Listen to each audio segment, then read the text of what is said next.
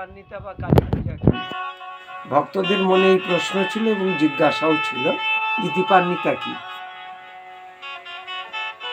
ভূত চতুর্দশী প্রায়শই কার্তিক মাসের কৃষ্ণপক্ষতে পড়ে, যাকে যম চতুর্দশী বলা হয়, যম তর্পণ বলা হয়, কিংবা নরক চতুর্দশী নামে খ্যাত।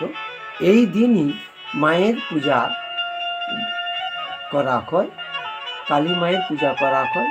নমো সর্বমঙ্গল মঙ্গলে শিবে সর্বার্থ সাধিকে শরণ্যে ত্র্যম্বকে গৌরী নারায়ণী নমস্তুতে। দেবীর পূজা অর্চনার জন্য ওই যম চতুর্দশী বা ভূত চতুর্দশীর দিন যমরাজের বা ধর্মরাজের তর্পণ করা হয়, তার পূজা করা হয়।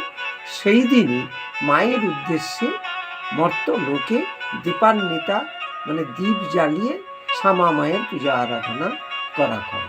এদিন ধনতেরাসও বলা হয়। এদিনে সেই ধনতেরাসের দিনে শ্রী শ্রী লক্ষ্মী মায়ের পূজা অর্চনা করেন।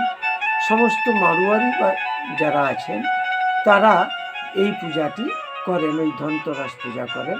ধনতেরাস শব্দের অর্থ সোনা গহনা ইত্যাদি তৈরির যে দোকান তাকে ধনতেরাস বলা হয়, সেখানে তার ব্যবসাকে ধনতেরাস বলা হয়।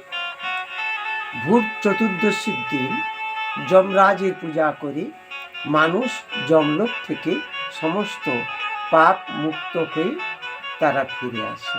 এই জন্য ওকে ভূত চতুর্দশী, যম চতুর্দশী কিংবা নরক চতুর্দশী বলা হয়।